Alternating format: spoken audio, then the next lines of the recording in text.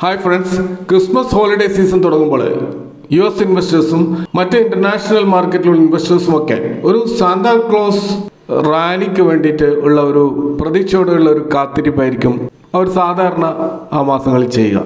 ഇപ്പോൾ ഡിസംബറിലെ ഫൈനൽ വീക്കിലും അതുപോലെ ജനുവരിയിലെ ആദ്യത്തെ 2 ട്രേഡിംഗ് സെഷനിലും കാണുന്ന ഒരു പ്രതിഭാസത്തെയാണ് പൊതുവെ സാന്താ റാലി എന്ന് പറയുന്നത്.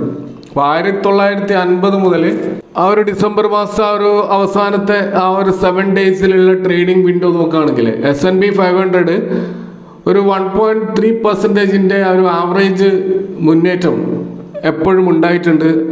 79% കേസിലും അങ്ങനെ സംഭവിച്ചിട്ടുണ്ട് എന്നാണ് ഹിസ്റ്റോറിക്കലി ഡാറ്റകൾ പറയുന്നത്.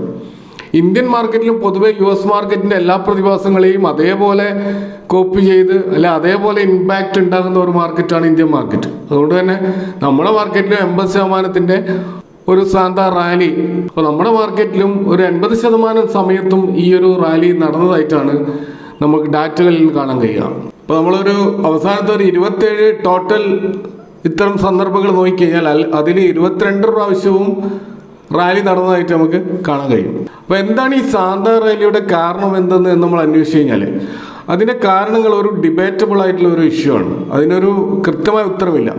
അപ്പോൾ ഇന്ന് ഒരു പ്രത്യേക കാരണം കൊണ്ടാണ് ഈ റാലി സംഭവിക്കുന്നത് എന്ന് പറയാൻ കഴിയില്ലെങ്കിലും പല കോമൺ ഫാക്ടേഴ്സും ഇതിൻ്റെ പിന്നിലുണ്ടെന്ന് പൊതുവെ മാർക്കറ്റ് കരുതുന്നുണ്ട്. അതിലൊന്ന് ലോ ട്രേഡിംഗ് വോളിയമാണ്. ഇപ്പോൾ ക്രിസ്മസ് കഴിയുന്ന ആ ഒരു വീക്കിൽ ഇന്റർനാഷണൽ ഇൻവെസ്റ്റേഴ്സ് മാർക്കറ്റിൽ നിന്ന് മാറി നിന്ന് ആഘോഷങ്ങൾക്ക് വേണ്ടിയിട്ട് അവർ ലീവ് എടുക്കാറുണ്ട്. അപ്പോൾ ഇത് മാർക്കറ്റിൽ ഒരു ട്രേഡിംഗ് വോളിയം കുറയാൻ കാരണമാകാറുണ്ട്. അപ്പോൾ ട്രേഡിംഗ് വോളിയം കുറയുമ്പോൾ സ്വാഭാവികമായിട്ട് ഇത്തരം സന്ദർഭങ്ങളിൽ ഹൈലി ബുള്ളിഷ് ആയിട്ടുള്ള റീറ്റെയിൽ ഇൻവെസ്റ്റേഴ്സ് അവർ മാർക്കറ്റിൽ ഇറങ്ങുകയും അവർ വലിയ തോതിൽ സ്റ്റോക്കുകൾ വാങ്ങിക്കൂട്ടാൻ ശ്രമിക്കുകയും ചെയ്യും. അതിൻ്റെ ഭാഗമായിട്ട് ഒരു റാലി ഉണ്ടാക്കാറുണ്ട്. മറ്റൊരു സാന്താ റാലിക്ക് കാരണമാകുന്ന പ്രതിഭാസം എന്താണെന്ന് വെച്ചാൽ ജനുവരി എഫക്റ്റ് ആണ്.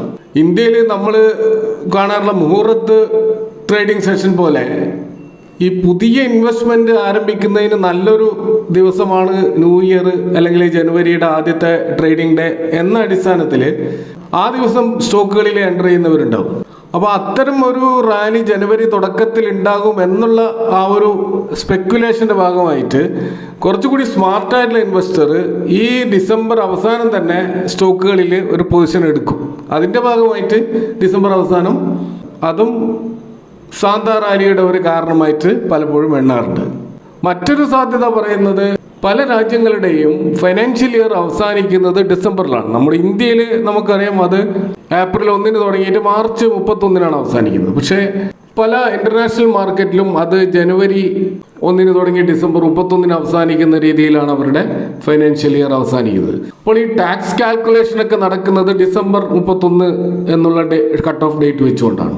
അപ്പോൾ അതുകൊണ്ട് തന്നെ ഈ ടാക്സ് ഹാർവെസ്റ്റിംഗ് എന്ന് പറയുന്ന ഒരു പരിപാടി പൊതുവേ നമുക്കറിയാം ടാക്സ് പേയേഴ്സ് ചെയ്യാറുണ്ട്. അതായത് അവർ ലോസിൽ പോകുന്ന അവരുടെ സ്റ്റോക്കുകളൊക്കെ അവർ വിറ്റഴിക്കും. അപ്പോൾ ആ ലോസിൽ വെക്കുന്നത് കൊണ്ട് തന്നെ അവർക്ക് ആ ഒരു ടാക്സിൽ നിന്ന് രക്ഷപ്പെടാൻ പറ്റും. കാരണം ലാഭം ഉണ്ടായാൽ മാത്രമല്ലേ ടാക്സ് അടക്കേണ്ടതുള്ളൂ. അപ്പോൾ പിന്നീട് എന്നിട്ട് വീണ്ടും രണ്ടാമതും ആ സ്റ്റോക്കിലേക്ക് റീ എൻട്രി ചെയ്യും, അല്ലെങ്കിൽ പുതിയൊരു സ്റ്റോക്കിലേക്ക് റീ ഇൻവെസ്റ്റ് ചെയ്യുകയും ചെയ്യും.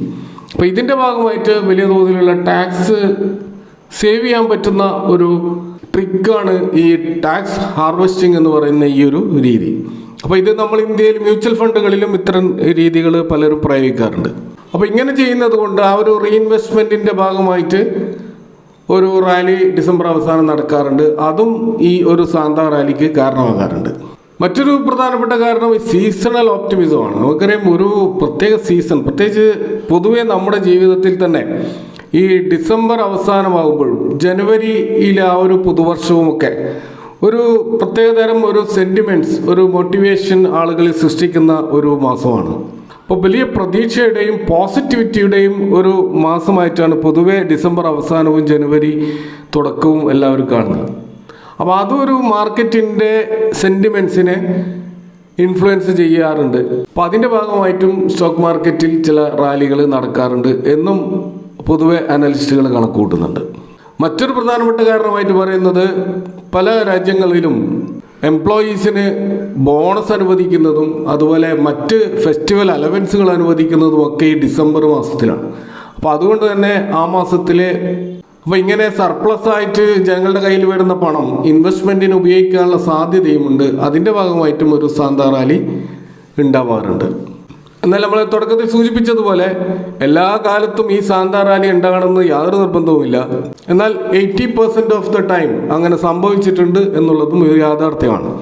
അപ്പോൾ അതുകൊണ്ട് തന്നെ നമ്മുടെ വളരെയധികം അനിശ്ചിതത്വത്തിലൂടെ പോയിക്കൊണ്ടിരിക്കുന്ന നമ്മുടെ ഇന്ത്യൻ മാർക്കറ്റിൽ ഈ ഒരു സാന്താ റാലിയുടെ സാധ്യതകൾ എത്രത്തോളം ഉണ്ട് എന്ന് നമ്മൾ പരിശോധിക്കുമ്പോൾ നമുക്ക് പ്രധാനപ്പെട്ട ഒരു ഡാറ്റ നമ്മൾ ഇന്ന് നോക്കേണ്ടി വരും.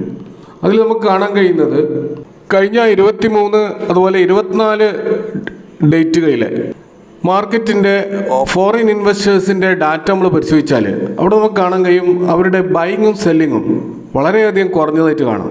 ഇപ്പോൾ ഡിസംബർ 23 അവർ 8,874 കോടിയുടെ ഒരു സെല്ലിങ് നടത്തി. അതുപോലെ 8,705 കോടിയുടെ ഒരു ബൈങ്ങും നടത്തി. അപ്പോൾ അതിന് മുമ്പത്തെ ഡാറ്റകളൊക്കെ നമ്മൾ നോക്കിക്കഴിഞ്ഞാൽ ഫോറിൻ ഇൻവെസ്റ്റേഴ്സിൻ്റെ ബൈങ് ഇത്രയും കുറഞ്ഞതായിട്ട് ഈ മാസം നമുക്ക് കാണാൻ കഴിയില്ല. ഈ മാസം ഏറ്റവും കുറവായിട്ടാണ് നമുക്ക് കാണാൻ കഴിയുക. അതേപോലെ തന്നെ ഇപ്പോൾ ഇന്നത്തെ 24-ാം തീയതിയത്തെ ട്രേഡിംഗ് സെഷനിലും അവർ 7,356 കോടിയുടെ സെല്ലിങ്ങും 4,932 കോടിയുടെ ബൈങ്ങും വളരെ ചെറിയൊരു ഫിഗറാണ് അവരുടെ ആക്ടിവിറ്റിയിൽ നമുക്ക് കാണാൻ കഴിയുക. അപ്പോൾ ഇത്രയധികം വോളിയം കുറഞ്ഞത് അത് നമ്മൾ നേരത്തെ സൂചിപ്പിച്ച അവർ ഹോളിഡേ മൂഡിലേക്ക് പോവുകയാണ്. ഇനി കാര്യമായിട്ട് മാർക്കറ്റിൽ വലിയ തോതിലുള്ള ഇടപെടൽ FIIs നടത്തില്ല എന്നതിൻ്റെ ഒരു സൂചന കൂടിയാണ്. അപ്പോൾ ഇവിടെ സ്വാഭാവികമായിട്ടും അത്തരം സന്ദർഭങ്ങളിൽ ട്രേഡിംഗ് വോളിയം കുറയും. ഈ സന്ദർഭങ്ങളിൽ മാർക്കറ്റിൽ ബുള്ളിഷായിട്ടുള്ള റീറ്റെയിൽ ഇൻവെസ്റ്റേഴ്സ് ഉണ്ടെങ്കിൽ അവർ നല്ലൊരു ബൈങ് അവസരമായിട്ട് ഇതിനെ കാണാറുണ്ട്. ബൾക്ക് ബൈങ്ങിനുള്ള ഓപ്പർച്യൂണിറ്റി ഇവിടെ ഉണ്ട്. അപ്പോൾ അത് ഒരു റാലിക്ക് കാരണമായേക്കാം. അപ്പോൾ നമ്മൾ പൊതുവെ സാന്താ റാലിക്ക് കാരണമാകുന്ന കാരണങ്ങളിൽ ഒന്ന് ഇപ്പോൾ സംഭവിച്ചുകൊണ്ടിരിക്കുന്നുണ്ട് എന്നുള്ളത് ഒരു യാഥാർത്ഥ്യമാണ്. അപ്പോൾ അടുത്ത ദിവസങ്ങളിൽ കൂടെ ഡാറ്റകൾ നോക്കിക്കഴിഞ്ഞാൽ നമുക്ക് അതിൻ്റെ ഒരു കൺഫർമേഷൻ ലഭിക്കുമെന്ന് തന്നെയാണ് മനസ്സിലാക്കാൻ കഴിയുന്നത്. അതുപോലെ ഈ വർഷം അവസാനിക്കുമ്പോൾ നമുക്കറിയാം IPOകളുടെ ഒരു ചാകര തന്നെയായിരുന്നു ഈ വർഷം ഉണ്ടായത്. അതിൻ്റെ ഏറ്റവും ഒടുവിലത്തെ IPO ആണ് യൂനിമെക് എയറോസ്പേസിൻ്റെ ആ ഒരു IPO. ഇത് 23-ന് ഇന്ന് അത് ഓപ്പൺ ആയിരിക്കുകയാണ്. അപ്പോൾ 26 വരെ ഈ ഒരു IPO ഓപ്പൺ ആയിരിക്കും. ഇതോടുകൂടി ഈ വർഷത്തെ ഒരു മെയിൻ ബോർഡ് IPOയുടെ ഒരു അവസാനത്തെ ഒരു IPO ആയിട്ട് നമുക്കിതിനെ കാണാവുന്നതാണ്. അപ്പോൾ നമുക്കറിയാം ഈ ഒരു കമ്പനി എയറോസ്പേസ് മേഖലയിൽ പ്രത്യേകിച്ച് എയറോ ടൂളിംഗ് അതുപോലെ ഗ്രൗണ്ട് സപ്പോർട്ട് എക്യുപ്മെൻറ്റ് നിർമ്മാണ രംഗത്തുള്ള ഒരു കമ്പനിയാണ്. ഇപ്പോൾ എയറോ ഡിഫൻസ് സെഗ്മെൻറ്റിലുള്ള വളരെ സ്ട്രാറ്റജിക്കലായിട്ട് ഇമ്പോർട്ടൻ്റ് ആയിട്ടുള്ള ഒരു സെഗ്മെൻറ്റിലാണ് ഇവർ വർക്ക് ചെയ്യുന്നത്. ഈ കമ്പനിയുടെ ഒരു ഫൈനാൻഷ്യൽ പെർഫോമൻസ് നോക്കിക്കഴിഞ്ഞാൽ അവരുടെ ടോപ്പ് ലൈൻ പെർഫോമൻസ് ആയാലും ബോട്ടം ലൈനിലായാലും റവന്യൂ, സെയിൽസ്, പ്രോഫിറ്റ് ഏത് മേഖല എടുത്തു കഴിഞ്ഞാൽ അവിടെയൊക്കെ ഒരു നല്ലൊരു ജമ്പ് അവരുടെ സെയിൽസിലും റവന്യൂവിലൊക്കെ നമുക്ക് കാണാൻ കഴിയും. അപ്പോൾ ഈ ഒരു IPO തീർച്ചയായിട്ടും വളരെയധികം പോസിറ്റീവായിട്ടാണ് ഇൻവെസ്റ്റേഴ്സ് സമീപിക്കുന്നത് എന്നാണ് അതിൻ്റെ ഗ്രേ മാർക്കറ്റ് പ്രീമിയം സൂചിപ്പിക്കുന്നത്. ഇപ്പോൾ 745, 785 എന്നുള്ള പ്രൈസ് റേഞ്ചിൽ വന്നിട്ടുള്ള ഇതിൻ്റെ ഗ്രേ മാർക്കറ്റ് പ്രീമിയം നമുക്ക് കാണാൻ കഴിഞ്ഞാൽ 510 രൂപയാണ്.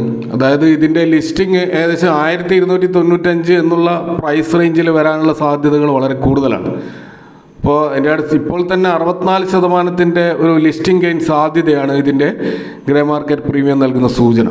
അപ്പോൾ ഇതിന് അപ്ലൈ ചെയ്യാത്തവർ തീർച്ചയായിട്ടും അപ്ലൈ ചെയ്യാൻ ശ്രമിക്കേണ്ടതാണ്. തീർച്ചയായും ലിസ്റ്റിംഗ് ഗെയിൻ ഉണ്ടാവും. കൂടാതെ ലോങ് ടു മീഡിയം ടേമിൽ നല്ലൊരു മുന്നേറ്റം ഈ സ്റ്റോക്കിൽ ഉണ്ടാകാനുള്ള എല്ലാ സാധ്യതകളും കാണുന്നുണ്ട്. അതുകൊണ്ട് വളരെയധികം പോസിറ്റീവായി സമീപിക്കാൻ പറ്റുന്ന ഒരു IPO ആണ് യൂനിമെക് എയറോസ്പേസിൻ്റെ ഈ ഒരു IPO. അപ്പോൾ സാന്താ റാലിയെക്കുറിച്ചും യൂനിമെക് IPOയെക്കുറിച്ചും നിങ്ങളുടെ അഭിപ്രായങ്ങളും സംശയങ്ങളും കമൻറ്റ് ബോക്സിൽ പങ്കുവെക്കുക. Thank you for watching. See you next time with another video.